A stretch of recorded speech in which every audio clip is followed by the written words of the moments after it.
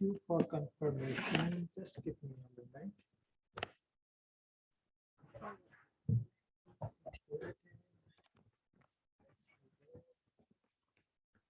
Alright, here we are. So last class में हमने strategy and performance management में देखा था कि स्ट्रेटेजी क्या होती है।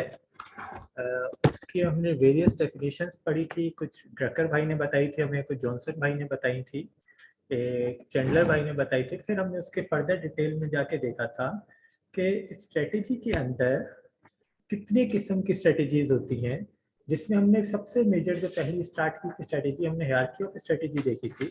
And with in that hierarchy of strategy हमने देखा था कि एक कॉर्पोरेट स्ट्रेटेजी होती है, एक बिजनेस स्ट्रेटेजी होती है और एक फंक्शनल स्ट्रेटेजी होती है।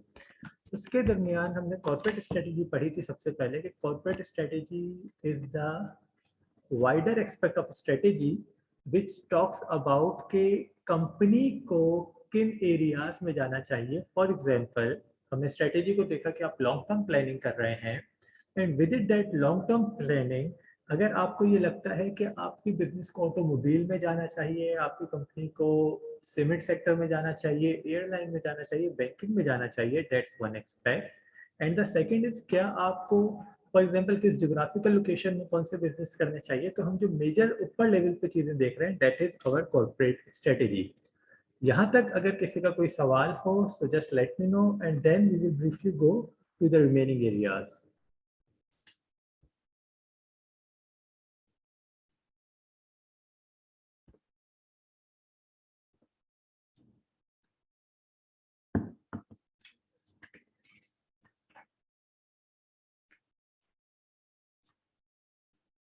Alright, so let's move ahead. हमने सबसे पहले देख लिया corporate strategy. So corporate strategy के बाद क्या आता है? कॉर्पोरेट स्ट्रेटजी के बाद आता है बिजनेस स्ट्रेटजी। हमने हायरार्की में देखा था। Let me share my screen as well so that you can see the same as well. Give me a moment. Yes, thank you. So हमने हायरार्की में, if you can see the screen and confirm that you can see screen as well, that would be great if any one of you can write in chat box. All right. So corporate strategy हमने बताया कि सबसे ऊपर होती है which we have discuss, जहाँ पे हम कंपनी किन बिजनेसेस में जाना चाहिए, where do we see our business in a long term, और हम उसमें डिसाइड कर रहे होते हैं। But then comes the business strategy and what exactly is business strategy once we decide. For example, we talk about Unis Brother Group. तो Unis Brother Group में हमने बात की कि लकी सीमेंट भी है, यूनिस टेक्सटाइल भी है, लकी वन मॉल भी है, तब्बा हार्ट हॉस्पिटल भी है, लकी मोटर्स भी है, जो कि पहले किया लकी थी बट उन्होंने सिर्फ लकी मोटर्स कर दिया, और जिसके अंदर अब वो कहते हैं कि वो और कंपनीज की गाड़ियां भी ला रहे होंगे, जैसे पिगेट का एक नाम है उसमें। सिमिलरली सैमसंग मोबाइल्स के साथ भी वो कर रहे हैं। तो उन्होंने कॉर्पोरेट स्ट्रेटेजी में अपना डिसाइड किया कि we want to go in these businesses.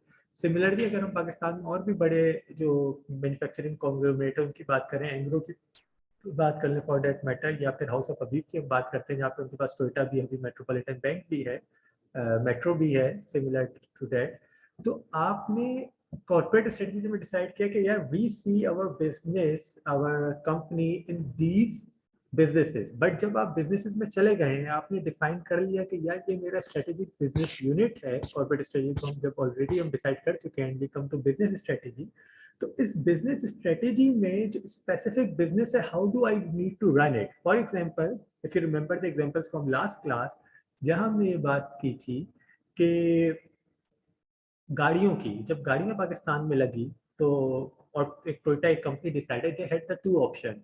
They had one option कि जहां पे वो लेबर एक्सटेंसिव प्लांट लगाएं, जैसा कि अभी लगा हुआ है हमारे पास, या फिर वो प्लांट लगाएं जो कि रोबोट्स पे चलता हो, और रोबोट से आप बहुत ज़्यादा कंपैरेटिवली अपनी प्रोडक्शन कैपेसिटी रख सकते हैं, और यहाँ से आप गाड़ियाँ एक्सपोर्ट भी करते हैं। But at that point in time they saw कि यार पाकिस्तान में लेबर सस्ता है, इसलिए that would be better we go for labour extensive. और हम लोकल मार्केट को ही करें, इधर की पॉलिसी कंसिस्टेंट नहीं है, मे बी इधर के टैक्सेस कंसिस्टेंट नहीं है, टैक्स रेट्स कॉर्पोरेट ज़्यादा हैं, for any many reason they decided that is why we should not plan export from here. हम किसी ऐसे रीजन से एक्सपोर्ट करेंगे जहाँ पे जो टोयोटा ने सोचा होगा कि जहाँ पे आपको टैक्सेस या पॉलिसीज मोर कंसिस्टेंट होगी। So what I am trying to highlight is कि ये चीज हम डिसाइड कर रहे होंगे within that specific business, कि बिजनेस यूनिट में, बिजनेस स्ट्रेटेजी में, कि how do we want to do it. जो हमने प्रोडक्ट डिसाइड कर लिए, उस प्रोडक्ट में हम किस तरह जाना चाहते हैं। उसमें दो मेजर चीजें आएंगी if you see, one is cost leadership, the other one is differentiation. तो आपके पास, think of any product, you will have two option. either you want to become cost leadership. If you talk about car, so for example Suzuki has cost leadership, या अभी एक दो recent brand आए जैसे United आया है या चेंगिन आया है चाइना से, कंपैरेटिवली वो they are going for cost leadership ना, कि हम we will provide the less expensive cars to the masses by making minimum wear quality. तो हम मेंटेन करेंगे कॉस्ट लीडरशिप में जहां पे उसे कोई बीट ना कर सकता. For example Mehran for that matter serve in Pakistan for the longest duration of time. That's a separate discussion, क्या वो सही था या गलत था, लेकिन 30 साल तक तकरीबन वो एक मॉडल चला है, दुनिया में शायद कहीं नहीं चला होगा. What they did, they tried to make cost leadership के इसकी कॉस्ट में आप कोई और गाड़ी नहीं लेके आ सकते. Similarly if we go to any other thing, जैसे हम मोबाइल फोन की बात करें, तो मोबाइल फोन में जो मोस्टली चाइना के ब्रांड्स हैं जैसे कि ओप्पो हो गया, एमआई हो गया, they are all going for cost leadership, कि हम कम कॉस्ट में वो क्वालिटी के करीब चीज दें जो सैमसंग या एप्पल दे रहा है. हाउ डू दे से कि यार ठीक है वो हमसे 5 टाइम या डबल प्राइस में, जबकि हमारे फीचर्स उन जितने अच्छे नहीं होंगे बट उनके करीब करीब होंगे, and that is why we are better choice for cost leadership. The other option is differentiation, where you go for the niche market, you go for the best of the segment. आप कहते हैं I do not want everyone to be my customer. What I want the best quality product and my customer will automatically come to me. For example Apple. अब Apple के phone are comparatively expensive, but what do they say? They say that we are not cost leader, we are quality leader, we are proud of our products. For example, if you talk about vehicles, so उसमें अगर if you talk about Mercedes, Ferrari, Porsche, so they all are very for niche segment, or even for if you go for Rolls Royce, so they are a kind of seller जहाँ पे ऐसा भी नहीं है you have the whole money of the world and they can deny to sell your car.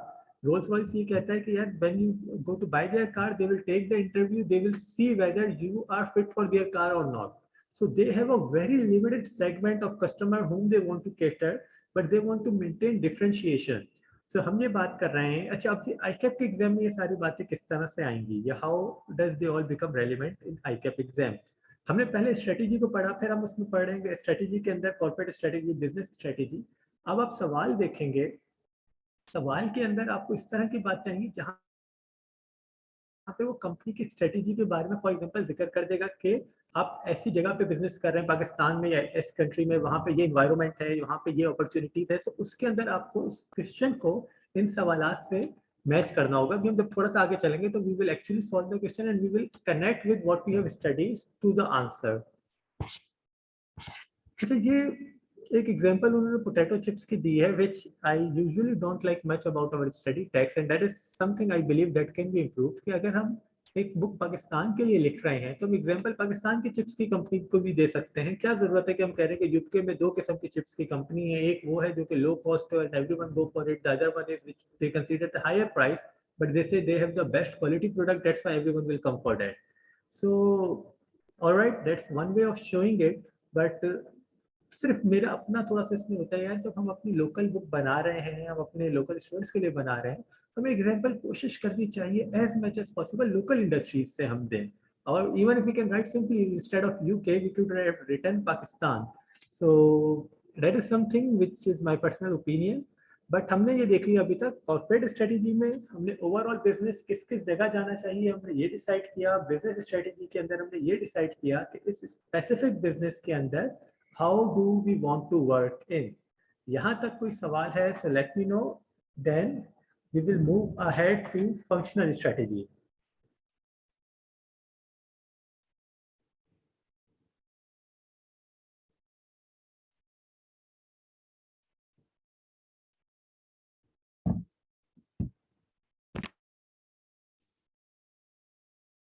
अच्छा, इसके बाद जब हम आते हैं फंक्शनल स्ट्रेटेजी में, तो फंक्शनल स्ट्रेटेजी जैसा कि आपको नाम से पता है कि ये किसी स्पेसिफिक फंक्शन को कैटर करेगा. स्पेसिफिक फंक्शन को कैटर करेगा, इसका क्या मतलब.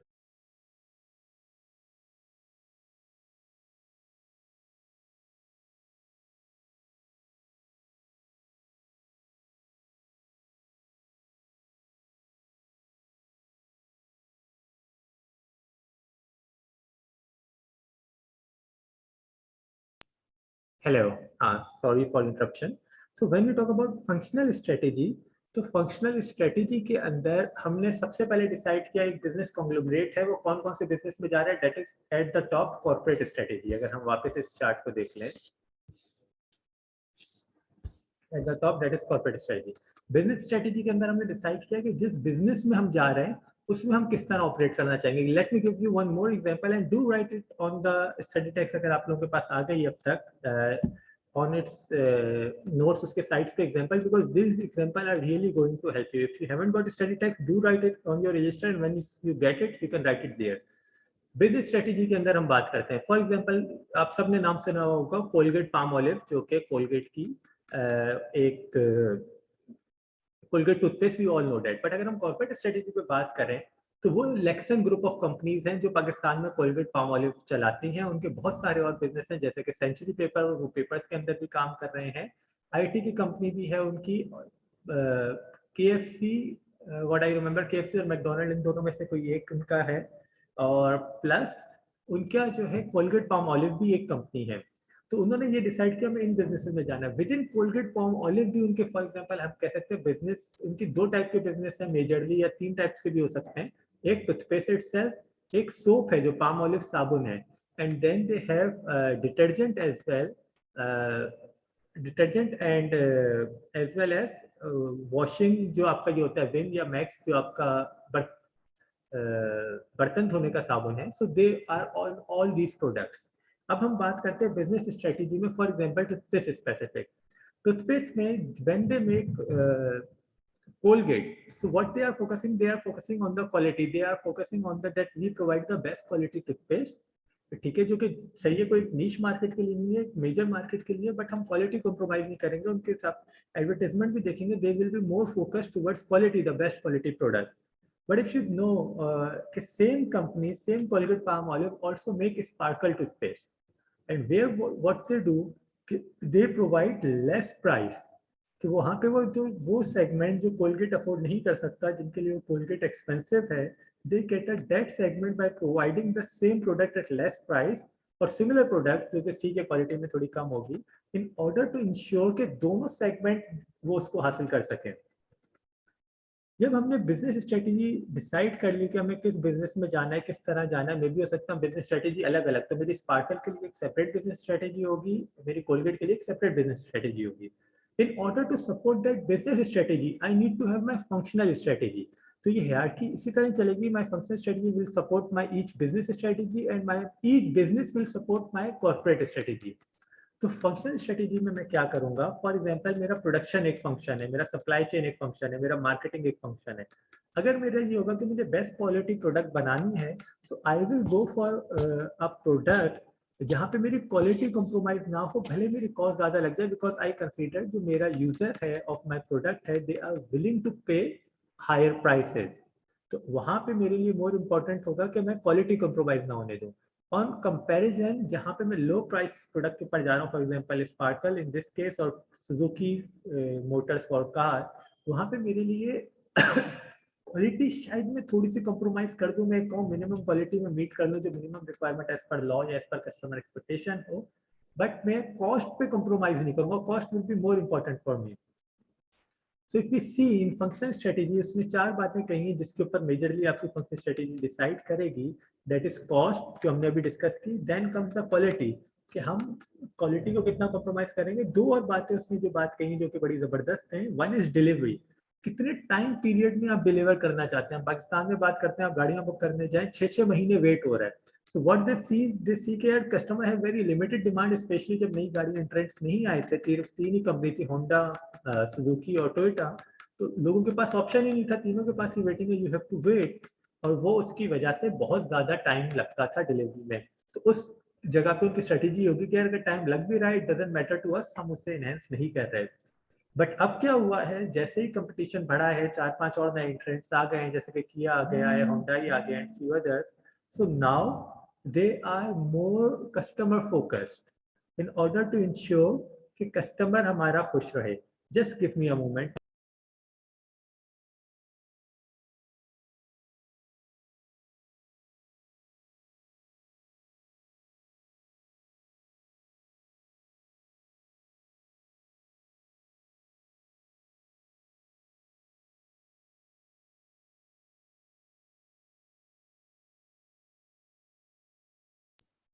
Hello. So if you talk about delivery, तो अब जब उन्होंने देखा कि if we need to compete, we need to improve our delivery time, तो अगर आप देखें कंपैरेटिवली अब जल्दी भी कार्स अवेलेबल हो जाती है, जिसकी वजह से डिलीवरी टाइम कंपैरेटिवली अब कंपटीशन में आ गया, वहां पे भी they have to make themselves better. Then come the flexibility कि आपको डिफरेंट प्रोडक्ट्स के अंदर कितनी फ्लेक्सिबिलिटी रखना चाहते हो फंक्शनल स्ट्रेटेजी में। फॉर एग्जांपल अगर हम कार के ऊपर ही बात करें, समटाइम्स सेम असेंबलिंग लाइन, जो गाड़ियां जोड़ने के similar assembling line are use for various variant of vehicles, ठीक है। तो अब आपको उनको अंदर आपको फ्लेक्सिबिलिटी भी चाहिए होगी कि यही असेंबलिंग लाइन टोयोटा जीएलआई भी बना सके, एक्सएलआई भी बना सके, फॉर दैट मैटर ग्रैंडी भी बना सके, एल्टिस भी बना सके। तो मुझे उसके अंदर थोड़ी सी मॉडिफिकेशन चाहिए होगी, थोड़ी सी वो चाहिए होगी, जिससे मैं उसको मॉडिफाई करके सेम लाइन को यूज कर सकूं। If you talk about flexibility, power, जो आपके जनरेटर्स होते हैं, हैवी जनरेटर जो कि मुल्क में बिजली कैपेसिटी प्रोवाइड कर रहे होते हैं, कैप्टिव पावर प्लांट जो कि कंपनी में लगे हुए होते हैं, सो उसमें जो फ्लेक्सिबल जनरेटर्स होते हैं, दे हैव दिस कैपेसिटी कि वो फर्नेस ऑयल पे भी चल सकते हैं और वो गैस पे भी चल सकते हैं। तो usually what they do, whenever gas is available, gas is cheaper, they go for gas option. But जब गैस अवेलेबल ना हो और वो फर्नेस ऑयल पे जाना उनकी मजबूरी है, तो they need to run, they move to furnace oil. और जो कभी कभार, जैसे लास्ट टाइम जब ऑयल स्लम्प आया था, आई रिमेंबर, जब ऑयल $20 का भी हो गया था, even it went into negative territory which we discussed earlier as well, वहां पे आपने क्या किया कि आपने कहा यार ऑयल इतना सस्ता हो गया है कि मेरा furnace oil is cheaper than gas, so you went for furnace oil option. So what I am highlighting is कि अगर आपके पास ये फ्लेक्सिबिलिटी होगी, you will have the option to change in your plant. जैसे कि अगर नहीं होगी और आपका गैस का प्लांट है, तो गैस से वो डीजल फर्नेस ऑयल के ऊपर शिफ्ट ही नहीं हो सकता, गैस शॉर्ट हो गई है, सो पाकिस्तान में गैस नहीं मिल पा रही, so you will have no other alternative but to close down your plant. So you need to decide at your functional strategy whether you want such flexibility or not, or how would you like to see it. Then वो एक चीज जो कि बहुत मजे की है, which we all know, कि हमेशा you have to choose between कि आपको कितनी क्वालिटी चाहिए और कितनी प्राइस के अंदर आप कंप्रोमाइज कर सकते हैं। हमेशा आपको इसके दरमियान डिसाइड करना होगा whether you are ready to compromise for the quality or price, because ये दोनों हमेशा एक दूसरे से कॉन्ट्राडिक्टरी होगी। अगर आप क्वालिटी बढ़ाओगे, ऑटोमेटिकली आपकी प्राइस बढ़ेगी। ये नहीं आप कर सकते कि आपको best quality and lowest price, because दोनों एक दूसरे से कॉन्ट्राडिक्टरी हैं। When you need better quality, you need to have such controls जहाँ पे कॉस्ट भी ज्यादा होंगी। तो इसलिए आपको trade off between the cost and quality आपको मैन्युफैक्चरिंग स्ट्रेटेजी में डिसाइड करना होगा, जिसकी बेसिस के ऊपर आप डिसाइड करेंगे सारे फैक्टर कि आपको कौन सा लेबर चाहिए, कितना स्किल चाहिए, कितना सेफ्टी के ऊपर आप जाने को तैयार हैं, क्या आपकी प्रोडक्शन प्लानिंग और कंट्रोल है, क्या डिसीजन, कौन से प्लांट पे आप जा रहे हैं, क्या आप चाइना से प्लांट ले रहे हैं या फिर आप यूरोपियन प्लांट ले रहे हैं। European plant are comparatively more expensive, चाहे वो सीमेंट प्लांट हो, पावर जनरेशन प्लांट हो। I give you one example. For example, अगर आप पाकिस्तान में पावर प्लांट लगा रहे हैं और अगर boiler is the main component of power plant, तो अगर आप यूरोपियन बॉयलर लगाते हैं तो आपको गवर्नमेंट ज्यादा पैसे देती है सेम बिजली के इन कंपैरिजन टू चाइनीज और एनी अदर बॉयलर। अब द क्वेश्चन अराइजेस, गवर्नमेंट को तो सेम बिजली मिलेगी, but why it is saying it will pay for more for European boiler? May be because of more efficiency, or maybe because they know you are investing more money in that plant and they are ready to pay you for that because they consider कि वो जो हमें efficiency से मिलेगी that worth more।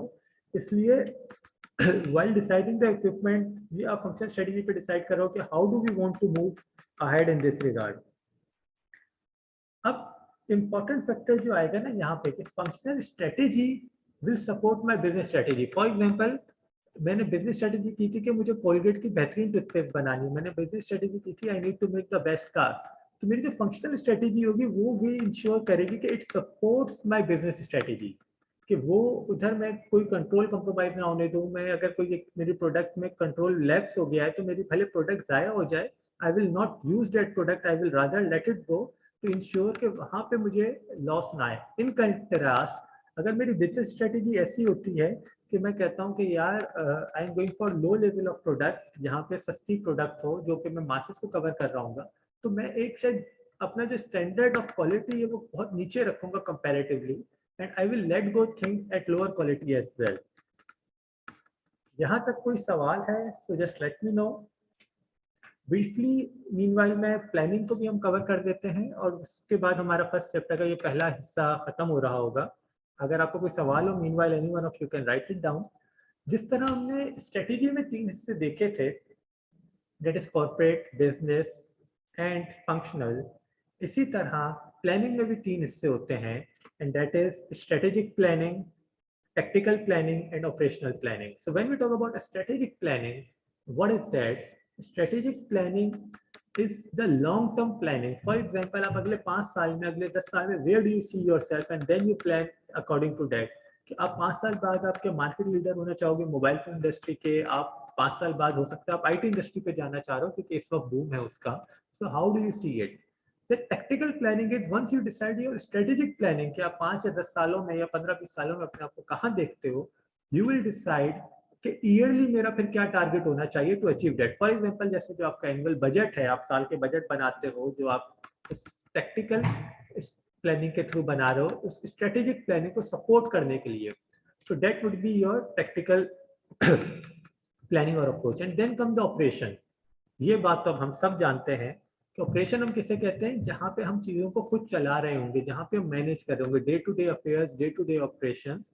उसके अंदर जो मेरी डिसीजन मेकिंग हो रही होगी कि मुझे अपने स्टाफ का वर्कलोड कैसे मैनेज करना है, मुझे काम कैसे देना है लोगों को, तो मेरे किस तरह day to day task achieve हो जाए, मेरी मंथली रिपोर्टिंग है, मेरे मंथली सेल्स टारगेट है, मेरे मंथली प्रोडक्शन टारगेट्स हैं, मेरे डेली के टारगेट्स हैं कि जो मुझे सपोर्ट करेंगे उस मंथली टारगेट्स को. that will be my operational planning. So I think this is as simple as it is. Strategic में हम longer term हम decide कर रहे हैं 5 साल, 10 साल, 20 साल. Tactical में we are comparatively working on shorter period, जो कि 1 साल 2 साल का जो आपके next budgets हैं उसके पर आप achieve करने के लिए. और operational again day to day affairs जो कि आपको support करेंगे tactic. The things remain same. इधर भी अगर आप देखेंगे जो कि हमें आगे सवालात में देखना होगा, जब हम आंसर लिख रहे होंगे तो जो हमारे ऑपरेशनल आंसर लिख रहे हो कि हमें ये करना है, that should support our tactical जो हम अचीव करना चाहते हैं. और टैक्टिकल प्लानिंग जो है मेरी, that should support my strategic planning. Sorry, कहाँ मसला होगा, कहाँ चीज गलत होगी कि अगर ये तीनों आपस में मिसमैच हो रहा हो, अगर स्ट्रेटेजिक टैक्टिकल को मैच ना कर रहा हो, टैक्टिकल प्लानिंग को मैच ना कर रहा हो, ऑपरेशनल प्लानिंग को मैच ना कर रहा हो, तो वहां पे ये चीज होगी कि हमारे answers will not match with each other and may result in losing marks. Meanwhile, we just take a minute break. आपने अभी तक हमने जो पढ़ा है, just go through it. कोई सवाल हो, कोई मुश्किल हो, कोई परेशानी हो, so let me know, and then we will start second part of our first chapter.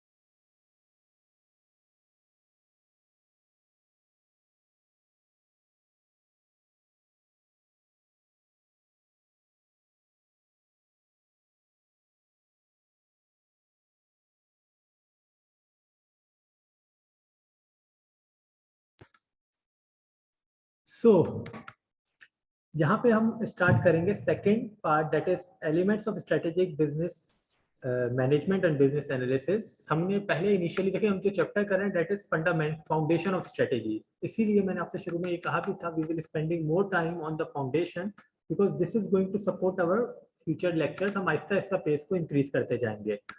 हमने मेजरली स्ट्रेटेजी पढ़ ली, स्ट्रेटेजी के हमने लेवल्स पढ़ लिए कि corporate, business and then functional. फिर हमने प्लानिंग भी देख लिया कि प्लानिंग भी जो मैं लॉन्ग टर्म कर रहा था, फिर मैं टेक्निकल लेवल पे आ रहा था और मैं ऑपरेशनल लेवल पे आ रहा था. अब ये जो है जॉनसन, स्कोल्स एंड विटिंगटन जो बाबा, ये 3 हैं जिन्होंने स्ट्रेटेजी के ऊपर काफी काम किया. इन्होंने कहा कि यार अगर आपको किसी भी कंपनी की स्ट्रेटेजिकली मैनेज करना है और बिजनेस एनालिसिस करना है, you need to look at 3 things. And what are those 3 things? Number 1 thing is strategic position. What is strategic position, कि इस वक्त इस कंपनी को आप किस पोजीशन में देखते हो, आप कहाँ देखते हो। फॉर एग्जांपल मैं आज बोलूँ यार मैं एक इंस्टीट्यूट खोलूंगा, या एक मेरा छोटा सा इंस्टीट्यूट हो कोई भी, और मैं हार्वर्ड से मुकाबला करूंगा डायरेक्टली, सो इट विल, आपका उस वक्त नहीं लगेगा ऐसा कि आप फॉरेन से वो कर सकते हो। You are not in that position. अगर आपको हार्वर्ड से कम्पीट करना है, you need to reach to that level. फिर आप जब टॉप 10 में आओ, टॉप 100 में आओ, टॉप 500 में आओ, देन यू विल हैव, हाँ ठीक है, अभी आपका लॉन्ग टर्म मिशन हो सकता है, लॉन्ग टर्म गोल के next 50 years, next 20 year I would like to reach to that level. But अभी इस वक्त बात करते हुए मेरे पोजीशन ऐसी नहीं है कि मैं डायरेक्टली उसे चैलेंज करूं। बट मैं क्या कर सकता हूं, फॉर एग्जांपल अगर होंडा है तो Honda can say that I want to become the market leader in Pakistan, और Toyota can say I want to increase my further market share in Pakistan. तो स्ट्रेटेजिक पोजीशन की जब आप बात करेंगे तो उसमें बड़ा इंपॉर्टेंट होगा, you will see where you are and where your competitors are. आपके कंपिटिटर कौन कौन है, वो कहाँ है, कितना सक्सेसफुल वो है, कितने सक्सेसफुल आप हो, उनके पास आपके ऊपर क्या कंपिटिटिव एडवांटेज है। फॉर एग्जाम्पल सुजुकी अगर अपना ये एनालिसिस करे तो सुजुकी को पता होगा I have competitive advantage of cost, but I don't have competitive advantage over quality. जब भी जो भी लग्जरियस कार सुजुकी लाया है वो तकरीबन सारी फेल हो गई, इंक्लूडिंग लियाना, एंड उसके बाद भी कई और हाई एंड कार्स भी लाया जो कि 5 to 6 मिलियन की रेंज में थी, they were not successful. But जो उनकी लो रेंज कार्स हैं, they are the most selling cars in Pakistan. Then we talk about quality की तरफ से, अगर टोयोटा कर रहा हो तो टोयोटा वुड से कि we have competitive advantage in quality, people have trust us over us, वो हमारी क्वालिटी के ऊपर भरोसा रखते हैं। So that would be the second thing कि जहाँ पे आपको क्वालिटी के ऊपर एडवांटेज मौजूद होगा। Just give me a second.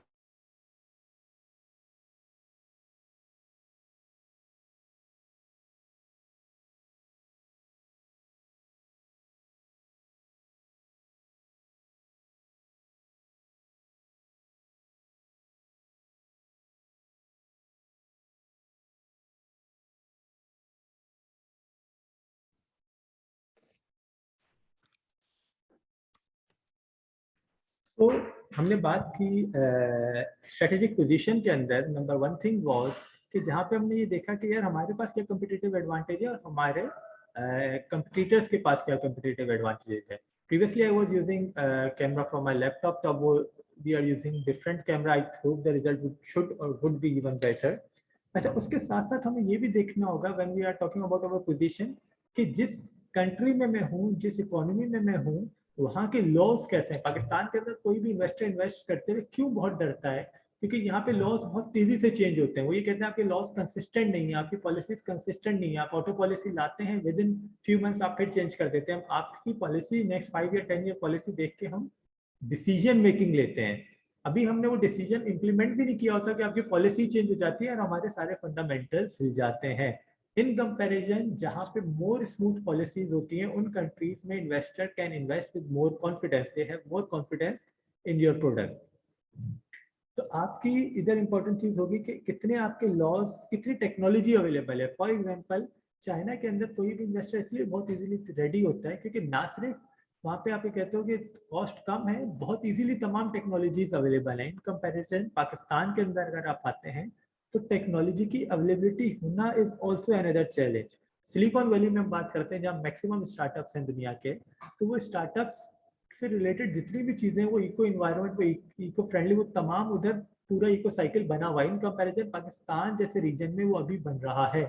India में हमसे मच बेटर सिचुएशन में है, जिसकी वजह से उनके पास बहुत हैवी इन्वेस्टमेंट है उस सेक्टर में। So we are late but it's better that we are on the right track जब हम इस पे इको स्टार्टअप्स की तरफ भी हम इन्वेस्ट कर रहे हैं। इस स्ट्रेटेजिक पोजीशन में what will I be doing, I will be deciding where I am standing today and where I want to see myself after 5 or 10 years। That's important कि मैं अपने आप को 5 या 10 साल बाद कहाँ देखना चाहता हूँ। That will be decide based on my strategic positioning. इसको उसके बाद जो है मैं 3 चीजें स्ट्रेटेजिक पोजीशन में ज्यादा गौर से देख रहा हूँ। वन इज द एनवायरनमेंट, जो कि हम ऊपर डिस्कस कर चुके हैं कि एनवायरनमेंट कैसा है, एनवायरनमेंट में क्या थ्रेट्स है मेरे ऊपर और क्या अपॉर्चुनिटीज है। थ्रेट्स कैन बी कि पॉलिसी चेंज हो जाना, इंटरेस्ट रेट आपका एकदम हाइक हो जाना, जब बहुत गिर जाना, दोनों सूरतों में आप फिक्स रेट पे आपने ले लिया बहुत ज्यादा गिर गया। अपॉर्चुनिटीज क्या है? You know, even the worst of the situation has its opportunities. I tell you one thing. Lucky Cement ने, maybe I discussed it earlier as well, Iraq के अंदर सीमेंट प्लांट लगाया जब वो वॉर जोन चल रहा है, बल्कि I would say still it's a war zone, अभी अमेरिकन फोर्सेस हैं वहां पे। और ये बंदा सोचे कि यार एक वॉर प्रोन कंट्री के अंदर आप सीमेंट प्लांट लगा रहे हैं। They found the opportunity in their, and how did they found it? They saw कि जब जंग होती है किसी भी मुल्क में, जैसा कि अफगानिस्तान में भी हुई है, इंटरनेट से बाद अब उससे बाहर आ रहे होंगे, तो जब जंग होती है तो बहुत ज्यादा तबाही होती है। बहुत ज्यादा तबाही होती है तो आपके अब इंफ्रास्ट्रक्चर को दोबारा डेवलप करने के लिए सीमेंट इज बेसिक इंग्रेडिएंट जिसकी जरूरत पड़ेगी। What they saw this opportunity कि अब ये वो आ रहा है दोबारा डेवलपमेंट की तरफ, जहाँ पे वो शायद दोबारा से अपना इंफ्रास्ट्रक्चर बनाएंगे, रोड्स बनाएंगे, पार्क्स बनाएंगे, ग्राउंड्स बनाएंगे। So they would be needing the cement. Currently Iraq क्या कर रहा था कि उनके कुछ सीमेंट प्लांट्स थे, अदर देन दैट वो मेजरली अपने नेबरिंग कंट्री ईरान से इंपोर्ट करता था सीमेंट का। इफ यू नो, जब यहाँ पे ये बात करें strategic positioning, so if you know कि सीमेंट में एक बहुत मेजर कॉस्ट होती है ट्रांसपोर्टेशन। जितनी आपकी ट्रांसपोर्टेशन बढ़ती जाएगी, सीमेंट की कॉस्ट बढ़ती जाएगी। इसकी रीजन क्या है? हम अक्सर बात करते हैं मोबाइल फोन। मोबाइल फोन में ट्रांसपोर्टेशन कॉस्ट बहुत कम होती है, इसका साइज बहुत छोटा होता है मोबाइल फोन का, जबकि वो बहुत ज्यादा क्वांटिटी में आ सकते हैं एक ट्रक में। वेयर एज अगर हम सीमेंट की बात करेंगे एक कंटेनर में, एक ट्रक में, तो सीमेंट की एक बोरी अच्छी खासी बड़ी होगी जो सिर्फ 500-600 रुपए की होगी, तो साइज उसका बहुत बड़ा है और प्राइस इस लिहाज से बहुत कम है, तो उसकी value with in one container बहुत कम आएगी, जिसलिए पर यूनिट कॉस्ट में ट्रांसपोर्टेशन एक मेजर कंपोनेंट ले जाता है। उन्होंने ये देखा कि यार इस, फॉर एग्जांपल जो बसरा सिटी या प्रोविंस था, बसरा प्रोविंस के अंदर कोई और सीमेंट प्लांट नहीं है जो उसकी डिमांड पूरी कर सके, and that is why we have the opportunity. अगर हम कोई लोकल जॉइंट वेंचर के साथ वहाँ पे सीमेंट प्लांट लगाते हैं, तो we will have the advantage, competitive advantage of that positioning where we would be standing. And based on that, उन्होंने decision लिया, and that was very successful, so successful that within few couple of years they doubled their capacity, and they then started investing in another plant in another city as well. तो उसके profit से earn करके then they started reinvesting in the product. So ये है strategic positioning, because उन्होंने इस positioning में देखा कि we have competitive advantage over our competitors. और इन्वायरमेंट के अंदर जो मैंने बात की कि इन्वायरमेंट में, हर इन्वायरमेंट के अंदर वी हैव टू सी कि क्या थ्रेट्स हैं। थ्रेट्स अभी भी है कि वहाँ पे वॉर ऐसी शुरू हो जाए कि सीमेंट प्लांट का चलना ही मुश्किल हो जाए, और लेकिन अपॉर्चुनिटी क्या थी कि वहाँ पे डिमांड बहुत हाई है और कोई कंपटीटर अभी मौजूद नहीं है, तो इसलिए I need to go there. If I again went into bit more detail, और यहाँ पे मैं अगर आपको एक और एग्जांपल देता हूँ, recently you might have heard Lafarge cement, French cement है जिसकी सब्सिडी थी सीरिया में, उनके ऊपर ये केस चल रहा है that they supported ISIS to keep their plant running and they paid millions of dollars. So recently जो उनका highest court of French court है, उन्होंने उसमें ये कहा, because what that company said, they said कि यार हमने कभी भी ISIS को डायरेक्टली पैसे नहीं दिए, हम मिडिल मैन से बात करते थे और मिडिल मैन इंश्योर करता था हमारी सिक्योरिटी ताकि हमारा प्लांट चलता रहे। मिडिल मैन आगे क्या कर रहा है, किसको क्या पैसे दे रहा है, we do not know that, but what their court said कि आपको पता था जो आप मिडिल मैन को पैसे दे रहे हो वो फाइनली ISIS को जाएंगे, जिसका सोल पर्पस था as per the court what they say कि लोगों को मारना या लोगों को कत्ल करना, और आपने जानते हुए या ना जानते हुए उनको सपोर्ट किया, and that is why you are guilty of this act. So what I am trying to highlight is के एनवायरनमेंट में मेरे पास अपॉर्चुनिटी और थ्रेट, ये थ्रेट था कि when I am going to work in that environment by paying to such organization, this can be questioned because I have such high values, जहाँ पे मैं कहता हूँ कि human life is the foremost important for our country, for our European Union। तो मैं अगर ऐसी चीज में इंडल्ज हो जाऊंगा तो जिसके बाद मेरे लिए that can become threat as well। उसके बाद दूसरी चीज आती है, मैंने एनवायरनमेंट पे बात की कि अपॉर्चुनिटी और वीकनेस, फिर आता है ऑर्गेनाइजेशन की अपनी कैपेबिलिटी क्या है which will work in strength and weaknesses. तो मैंने एनवायरनमेंट में बात की अपॉर्चुनिटीज एंड थ्रेट, और मेरी अपनी क्या स्ट्रेंथ है, मेरी अपनी क्या वीकनेस है, मैं किन चीजों में बेहतरीन हूँ, मैं किन चीजों में वीक हूँ। यहाँ पे वही सारी एग्जांपल कनेक्ट होंगे जो हमने सुजुकी की बात की, जो हमने टोयोटा की बात की, कि सुजुकी के पास स्ट्रेंथ है अबाउट देयर कॉस्ट, वीकनेस है about their quality. When we go to Toyota it becomes vice versa. So you need to see, अब आप अपने आप को, आप कर क्या रहे हो, exercise you need to understand. आप अपने आप को बिजनेस एनवायरनमेंट के अंदर पोजीशन करके देख रहे हो that where do you stand. उस पोजीशनिंग के अंदर अब आपको ये देखना है कि एनवायरनमेंट कैसा है, आपकी क्या स्ट्रेंथ है और आपकी क्या वीकनेसेस हैं. And then expectation and purpose, that is very important. और उसमें एक और बहुत इंपॉर्टेंट चीज आएगी कि किन किन की एक्सपेक्टेशन. फॉर एग्जाम्पल एक आपका ओनर है, but we also discuss about stakeholders. जो स्टेक होल्डर्स हैं आपके, वो सिर्फ ओनर नहीं है, वो आपके एम्प्लॉय भी हैं, वो रेगुलेटर भी हैं, वो आपके कस्टमर्स भी हैं, वो आपके वेंडर्स भी हैं. So how would you work with that. अगर हम देखते हैं एक्सपेक्टेशन एंड पर्पस के अंदर, तो उसने एक बात कही कि यार अक्सर ऑर्गेनाइजेशन मिशन स्टेटमेंट देती हैं. इस मिशन स्टेटमेंट के तहत वो ये बताती है कि ये क्या अचीव करना चाहती है. फॉर एग्जाम्पल कोई भी एजुकेशनल इंस्टीट्यूट है, they can say, or university है, they can say we want to become the first class or among the top 100 universities in the world or top 50 universities in the world or the best university of the world. तो ये उनका mission हो सकता है. किसी organisation का ये भी मिशन हो सकता है कि to maximize the value of their shareholders wealth, कि मुझे उसकी शेयर होल्डर की वेल्थ को मैक्सिमाइज करना है. फॉर एग्जांपल उसके लिए हो सकता है वो लॉस भी इंकर कर रहा हो in order to maximize the wealth. जैसे कि मैंने एग्जांपल दी थी कि दराज जो है, जो कि ओरिजिनली रॉकेट इंटरनेशनल का था, उसने फिर अलीबाबा को बेचा है. उनका बिजनेस मॉडल ये है कि दे वर्क ऑन लॉसेस, वो अपनी कंपनी के लॉसेस करते हैं और हेवीली मार्केटिंग में इन्वेस्ट करते हैं. बट उससे वो क्या करते हैं कि वो अपना बिजनेस बेस बढ़ाते हैं, नंबर ऑफ कस्टमर्स बढ़ाते हैं, जो कि फाइनली जो उनकी मार्केट वैल्यूएशन बढ़ाता है और उनकी कंपनी को अच्छे पैसों में बिक पाती है. क्योंकि उनका बिजनेस मॉडल ये है कि वो लॉस करेंगे, कंपनी की मार्केट वैल्यूएशन बढ़ाएंगे एंड देन उसके ऊपर प्रॉफिट लेके बेच के चले जाएंगे. सो इन दिस वे वो लॉस करते हुए भी मैक्सिमम शेयर होल्डर वेल्थ को बढ़ा रहे हैं.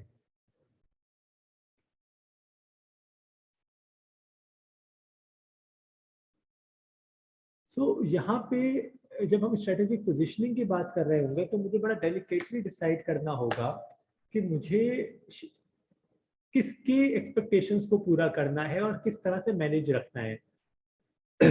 मैं हो सकता है ओनर की एक्सपेक्टेशन को पूरा कर पा रहा हूँ बाय मैक्सिमाइजिंग द वेल्थ और प्रॉफिट, बट मैं रेगुलेटर को नहीं कर पा रहा, which in turn will effect my overall growth and everything. तो रेगुलेटर मेरे ऊपर अगर पाबंदी लगा देता है, बंद कर देता है, तो date would be even bigger problem. For example हम मोनाल रेस्टोरेंट की बात करें तो they might be working everything best from every perspective, but recently court ने ऑर्डर दिया उसे सील करने का कि जैसे कि ये रेगुलेटरी पूरा नहीं कर रहे कि वाइल्ड लाइफ के अंदर आपने एक रेस्टोरेंट खोला हुआ है.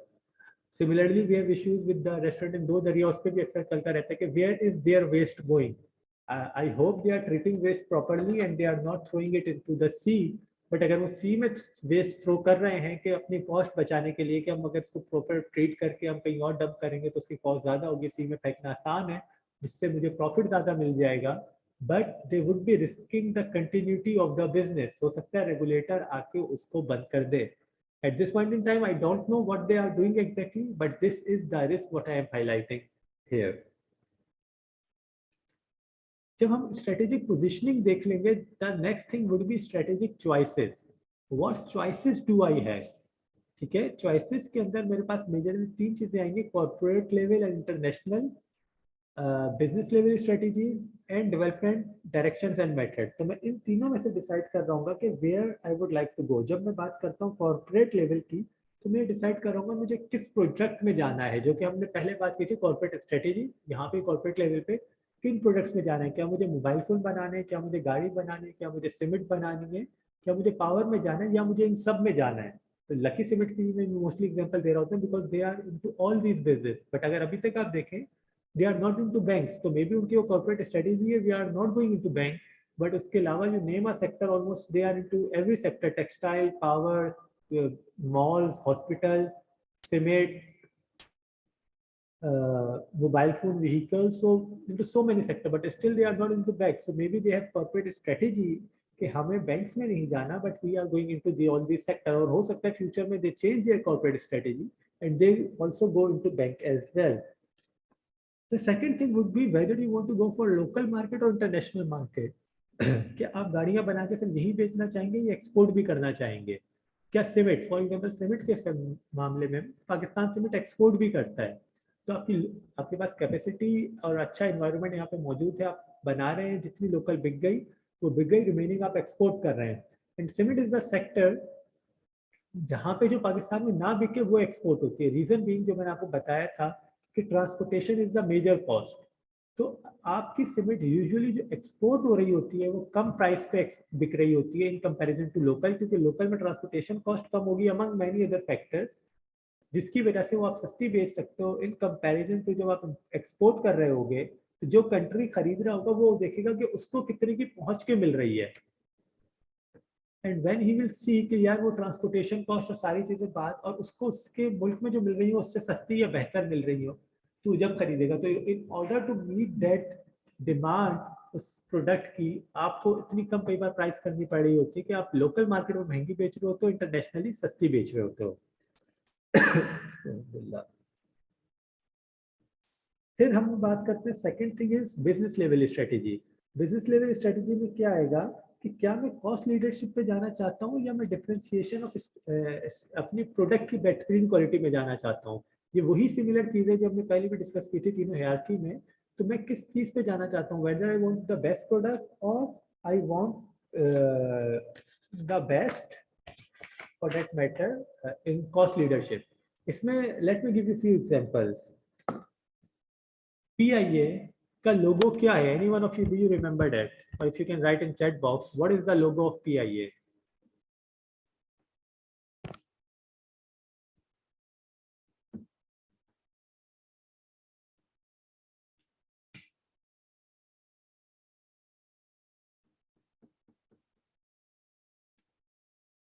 Great people to fly with. Yes. So it has the logo great people to fly with.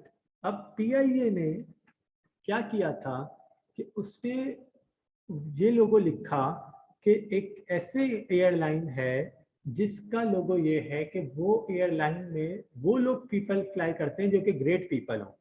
PIA used to B, हमने अक्सर सुना होगा बेस्ट एयरलाइन के, एमिरेट्स को बनाने वाले हम हैं, वी यूज्ड टू बेस्ट, तो we used to be the airline जिससे मोस्टली चीजें इंट्रोड्यूस की थी in airline for the customers entertainment, जो कि दुनिया में इंट्रोड्यूस की, उसके बाद रिमेनिंग एयरलाइंस में भी आई हैं, especially in Asia they were the leaders. Now अब जब PIA बुरे हालात में है, so it has a very difficult choice to make whether they want to become cost leader और क्वालिटी लीडर। क्वालिटी लीडर वो बन नहीं पा रहे हैं, कॉस्ट लीडर बनने का मतलब ये है कि आप सारी चीजें छोड़ दें। So what they are trying to do, they are trying to compromise in between. And how do I no?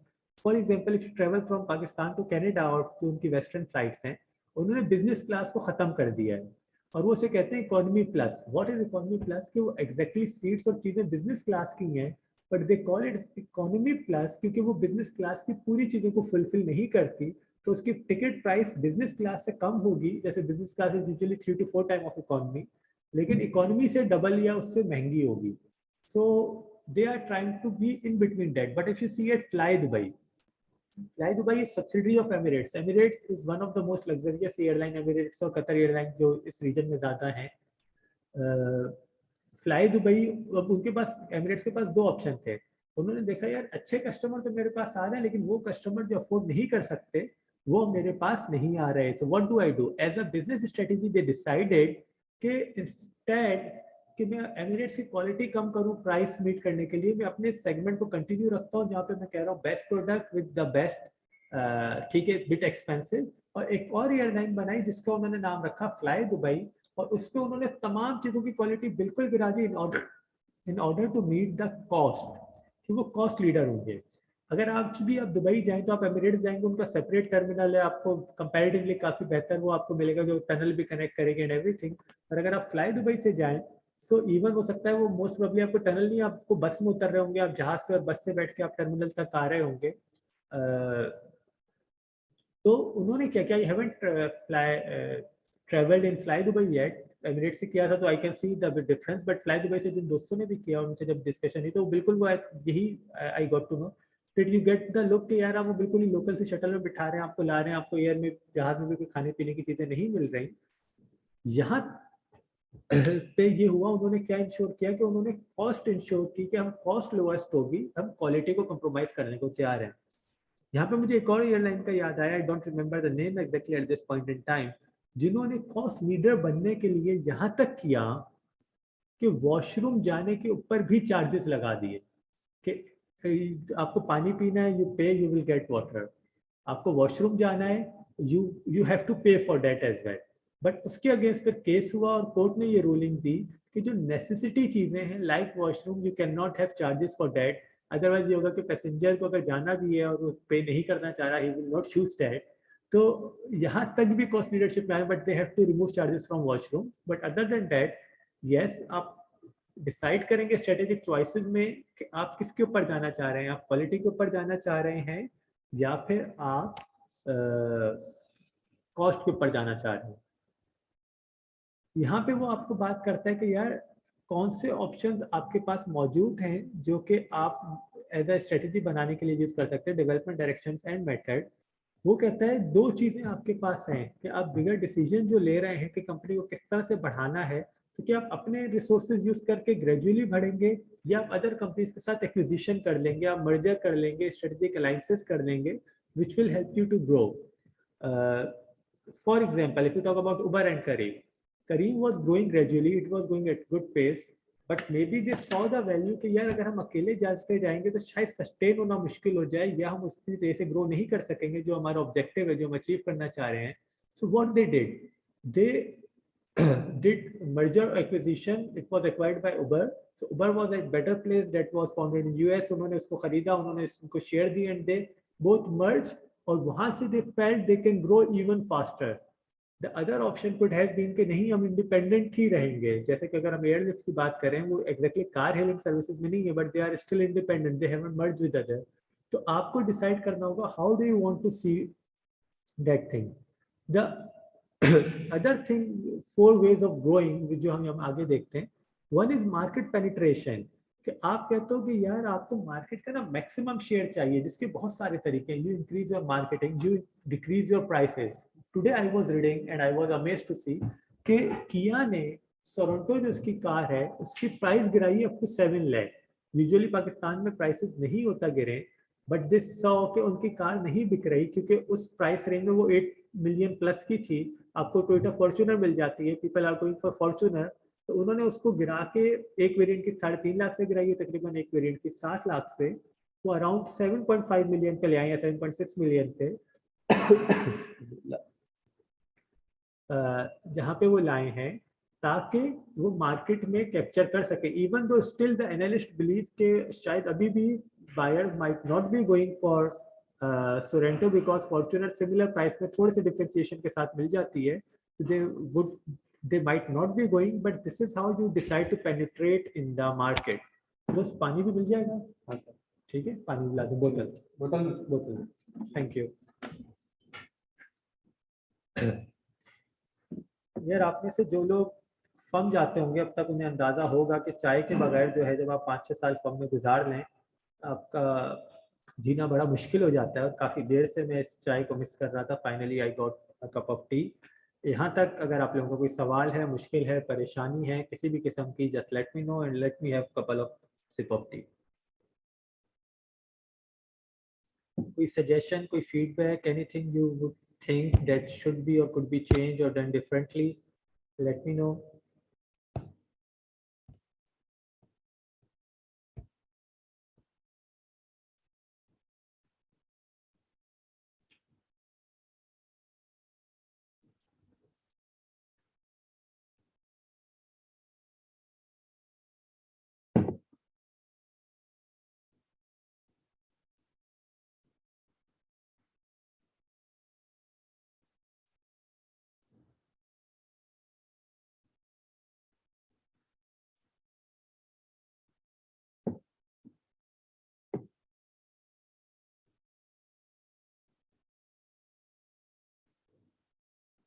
All right, so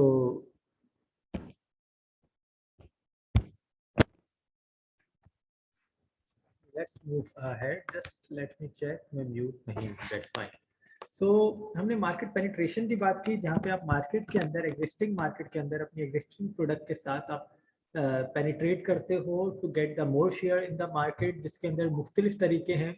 for example अगर हम व्हीकल्स की बात करते हैं, टोयोटा की भी है दोज व्हीकल, वो बैंक्स के साथ भी एग्रीमेंट करते हैं, उसको मार्केट करते हैं कि यार हम बैंक्स एज अ बैंक जो है आपको बेहतर फाइनेंसिंग मिल रही होगी, कम रेट पे मिल रही होगी, फास्ट प्रोसेसिंग होगी, to penetrate the market even more. Thank you very much.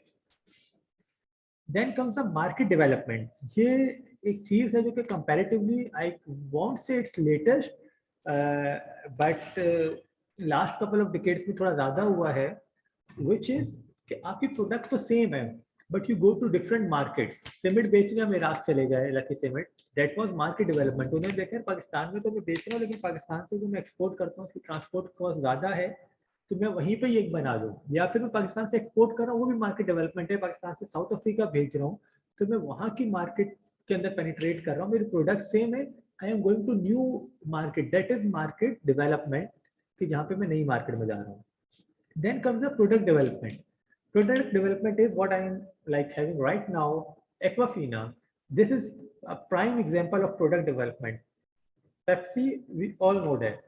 Pepsi के एक existing customer base थी, एक brand name था, जो like it was for decades or maybe century. What they felt कि यार हम एक नई product बना के लाएं और वो प्रोडक्ट मैं बेचूं मार्केट में, तो मेरे एग्जिस्टिंग कस्टमर हैं जो मेरे ऊपर यकीन रखते हैं, मेरे ऊपर भरोसा रखते हैं, मेरी प्रोडक्ट उन्हें पसंद है।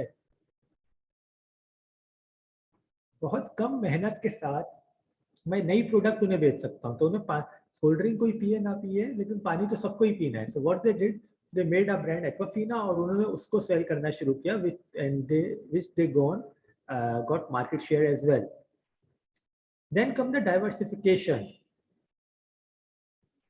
ये वो चीज है जिसको हम कहते हैं कि कंपैरेटिवली मोर रिस्की स्ट्रेटेजी है, बट हियर जहाँ पे आप नई प्रोडक्ट के अंदर नई मार्केट के अंदर जा रहे हो, प्रोडक्ट भी नहीं है, मार्केट भी नहीं है। For example for me lucky cement का कार्स में आना, क्योंकि कार का जो मैन्युफैक्चर बायर है और जो सीमेंट का बायर है वो थोड़े डिफरेंट बायर्स हैं। बट अगर मैं जहाँ पे भी हटता हूँ और मैं एक और एग्जांपल लेता हूँ जहाँ पे हम बिल्कुल ही डिफरेंट मार्केट के अंदर डिफरेंट प्रोडक्ट के साथ जा रहे हैं, डिफरेंट रीजन के अंदर, तो date would be even high risky. अगर मैं फॉर एग्जांपल आ जाता हूँ पावर प्लांट पे, तो पावर प्लांट की जो बिजली है वो सिर्फ खरीदता है जो आपके गवर्नमेंट के लिए पावर प्लांट आता है, सिर्फ गवर्नमेंट खरीदता है, तो आपकी मार्केट भी डिफरेंट होगी, क्योंकि government is now your only buyer. आपके जो ओरिजिनल सीमेंट या कार खरीदने वाले थे, now they are no more your buyer.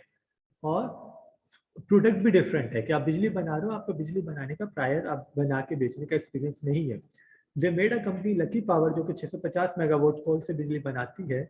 What is that doing कि different new market, new product, and that is called diversification. High risk, but usually high risk give you high return. So that is another way of development direction, या उसके method जो हमने 4 तरीके देखे। Penetration, आपने existing market में गए, market development, आपने नई मार्केट बनाई, प्रोडक्ट डेवलपमेंट, आपने नई प्रोडक्ट बनाई, डाइवर्सिफिकेशन, नई मार्केट और नई प्रोडक्ट दोनों उसके साथ।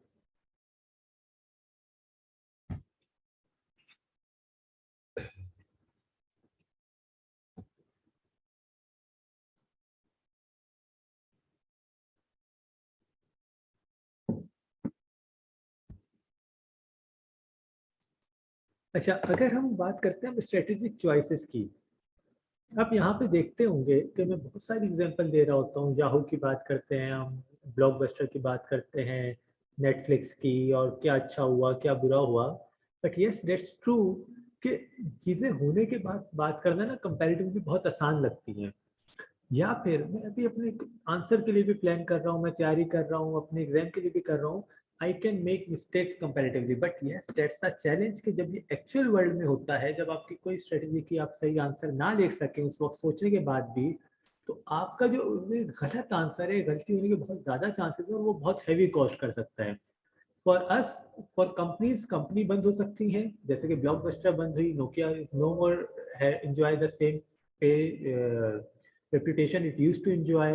Yahoo does not have that either, खुद बिक गई वो कंपनी वेरिजोन को। आपके केस में अगर आप गलत आंसर लिखते हैं तो वो एग्जाम में हमें फेल कर सकता है,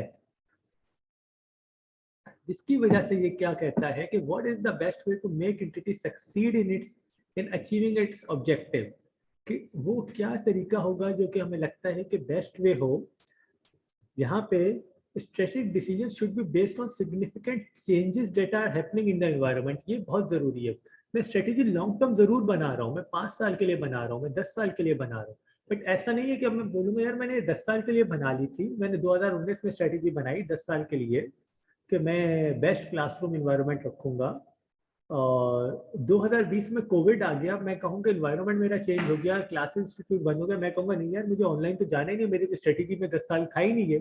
so I need to change my strategy as well with the change in environment. That is very important क्योंकि the only thing that is constant is change, and if you are unable to change with the changing environment, that is going to cost you. So that's very important कि आप उस चीज को change करें, और फिर आप देखें कि जब आप चेंज करते हैं, अडॉप्ट करते हैं, then analyse that whether that is in line with the directions, that is in line with the changing environment. जब आपका डिसीजन सही है, नहीं हो रहा, फिर अगेन चेंज करें.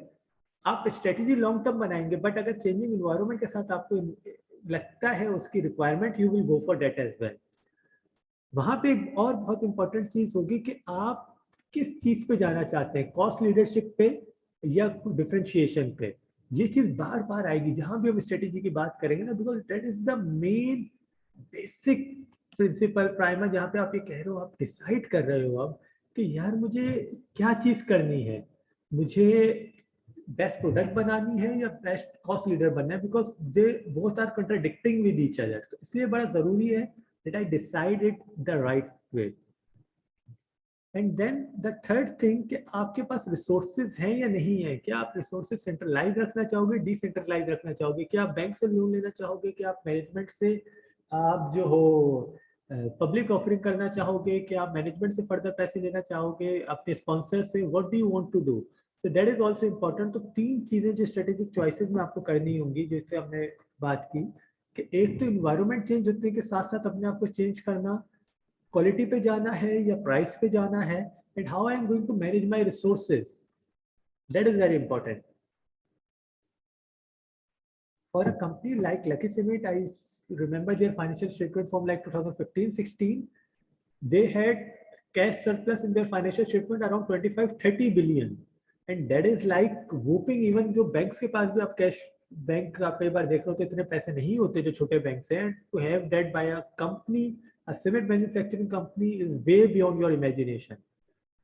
उनके लिए उन्होंने क्या किया, उन्होंने डाइवर्सिफाई किया, डिफरेंट बिजनेसेस में इन्वेस्ट किया. उन्होंने लकी मोटर्स लगाई, उन्होंने लकी पावर लगाई, उन्होंने सैमसंग के साथ किया. दे इन्वेस्टेड देयर मनी. बट जहाँ पे लिमिटेड पैसा होता है, फिर टॉक अबाउट हपको, वो ऑलरेडी हाईली लेवरेज्ड कंपनी है, उसे गवर्नमेंट पैसे नहीं दे रही थी, कम मिल रहे थे, जिसकी वजह से तमाम बैंक से लोन लिए हुए थे, हाईली लेवरेज ऑलरेडी. वहां पे if they want to go into another business, जैसे कि उन्होंने ईएनआई एक्विजिशन के लिए, जब ईएनआई पाकिस्तान से जा रही थी, तो उनके एम्प्लॉइज ने और हपको ने मिलकर डिसीजन लिया कि हम उसको खरीदते हैं.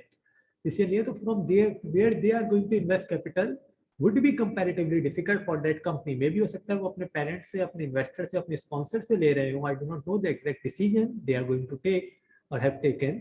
But वहाँ पे आपके लिए comparatively difficult decision होता है. And then how you are going to manage, whether आप उसे सेंट्रलाइज रखोगे कि हफ्तों से हो रहा हो, या वहाँ की मैनेजमेंट ही संभाल रही हो, डिसेंट्रलाइज रखोगे, how will you do it. ICI जब एक्वायर किया था लकी सीमेंट ने, तो वहाँ पे भी सिमिलर क्वेश्चंस आए थे, बट इट वाज डिसाइडेड कि जो आईसीआई की मैनेजमेंट है, that will continue, that policies will continue. तो वो चीजें डिसेंट्रलाइज ही रही. So these decision making are also very important in deciding such factors. तीसरी चीज जो कि बहुत इंपॉर्टेंट होती है किसी भी चीज में, कि यार आप अपनी पोजीशनिंग भी देख लो, आप जो हो चॉइसेस भी देख लो, बट जब तक स्ट्रेटेजी आप एक्शन में नहीं आती कि उस चीज को आप अमल कैसे करोगे, it will not matter much ना. आप जितनी भी चीजें डिसाइड कर लो, until unless how will you work into it, that's very important. तो हम अक्सर कहते हैं आप भले जितनी अच्छी प्लानिंग कर लो, planning is half work done, जितनी अच्छी स्ट्रेटेजी बना लो, बट अगर आप इम्प्लीमेंट नहीं करोगे, so there is no use of that. So that's our third element. By now अगर आप लोगों में से किसी का कोई भी सवाल हो तो let me know. We will just take a break for 30 seconds.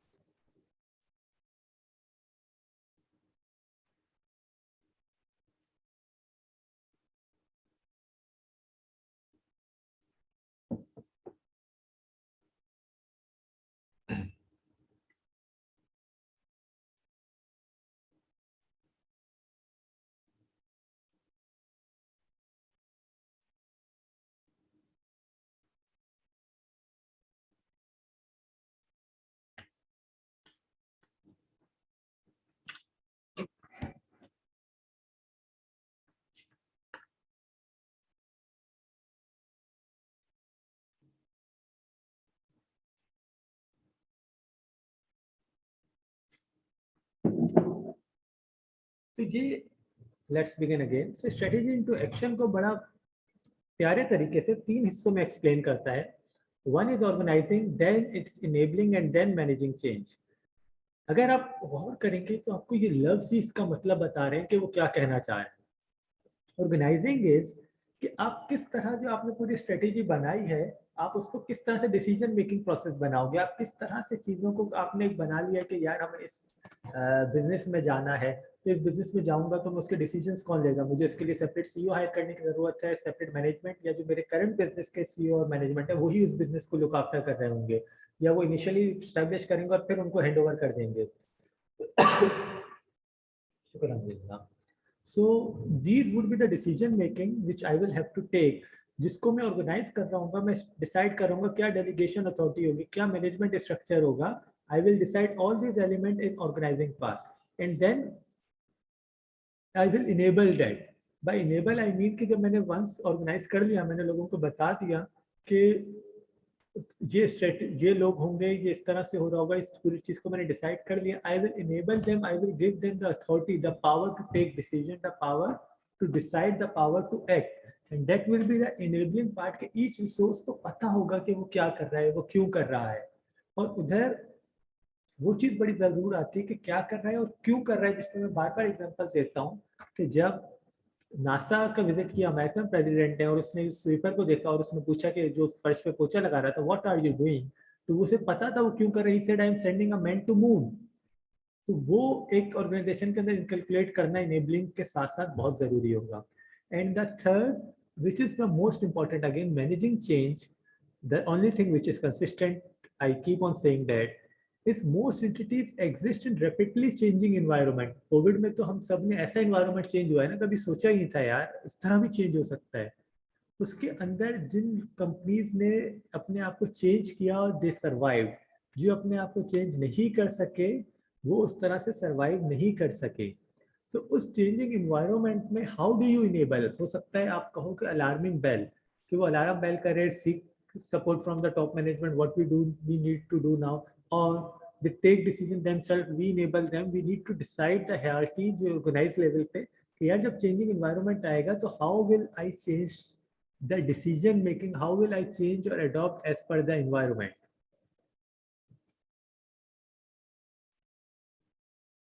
यहाँ तक कोई सवाल है तो just let me know, meanwhile let me drink water।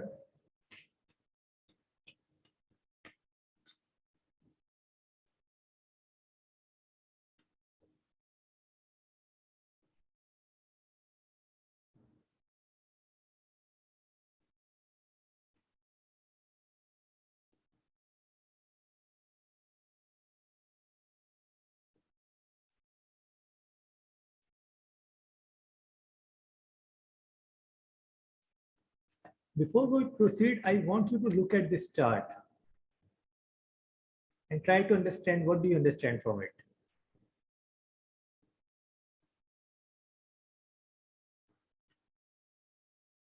Look at it for like 30 seconds or 1 minute।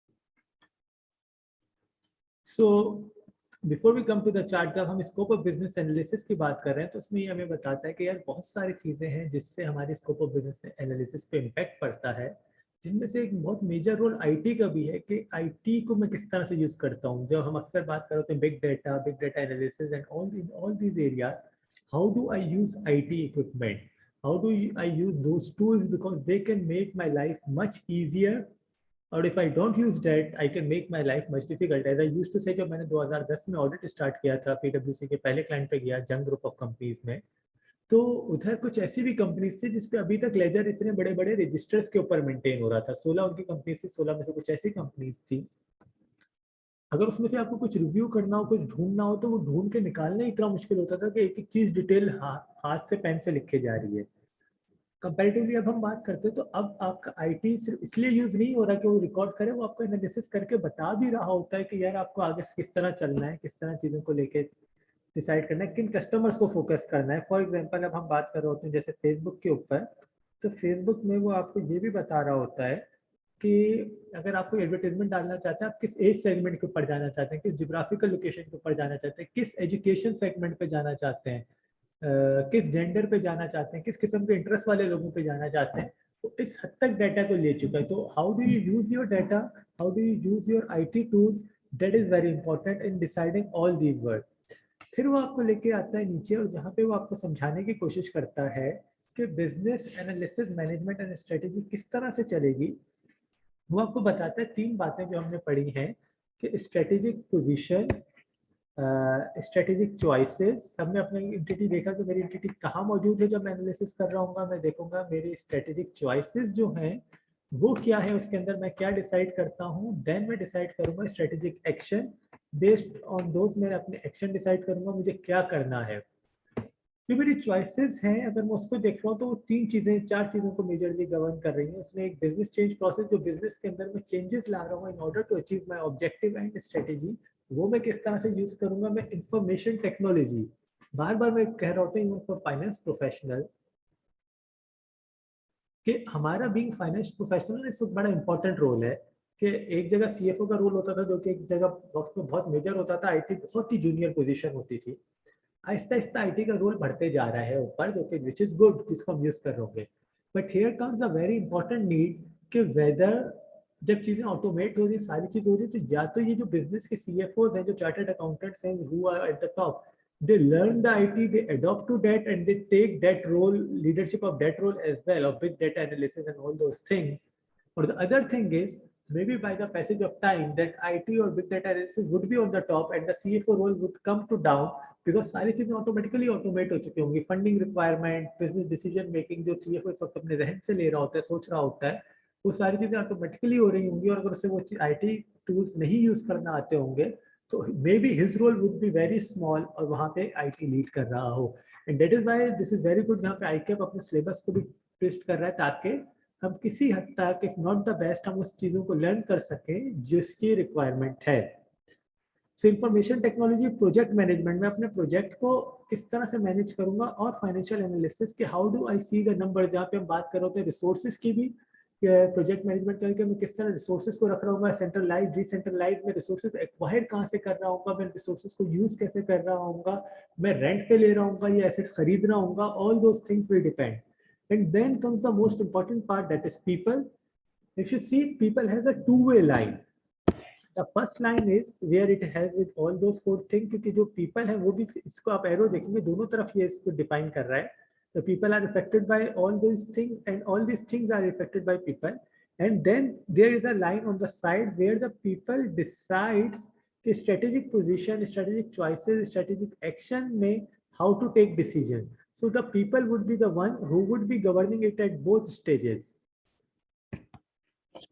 यहाँ से हम चलते हैं थोड़ा सा आगे, और जहाँ पे हमें बताता है कि यार अगर हम ऑर्गेनाइजेशन की बात कर रहे हैं तो ऑर्गेनाइजेशन का पर्पस क्या है और उसकी स्ट्रेटेजी क्या होनी चाहिए। और उसमें वो एक बड़ा अच्छा चार्ट आपको बना के बताता है। जैसे कहता है सबसे पहले चीज आती है mission. What is mission? Mission is कि ओवरऑल पर्पस, मेरी ये कंपनी क्यों बनी है। I want to become the best university of the world, this is my mission. जब मैं गोल्स की बात करता हूँ, there can be multiple goals within the mission, जो जर्नल ओवरऑल एम देंगे कि ठीक है यार विद इन दैट मिशन मेरे गोल्स क्या है। मैं बेस्ट फैकल्टी अपने पास रखना चाहता हूँ, मैं ओवरऑल उसके अंदर क्या चीज़ें हैं जो कि मैं अचीव करना चाहता हूँ। बट गोल के बारे में एक हमारे टीचर वो करते थे, वो यूजुअली कहते थे गोल आर गोल मोल। Mission is usually more concrete and specific statement, whereas goals are कि जहाँ पे आप कहते हो कि यार हाँ जर्नल आप बात करूँ तो हाँ ठीक है यार, we want to achieve this, लेकिन आप उसमें स्पेसिफिक टाइम बाउंड और उस तरह से शायद चीज़ों को उतना स्पेसिफिकली नहीं कर रहे होगे।